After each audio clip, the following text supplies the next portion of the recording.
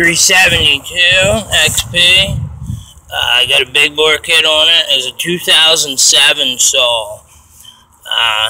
Put a 52 millimeter big bore kit on this, and it's smoking a little bit there because I've mixed a little rich. I always mix a little rich for fresh builds.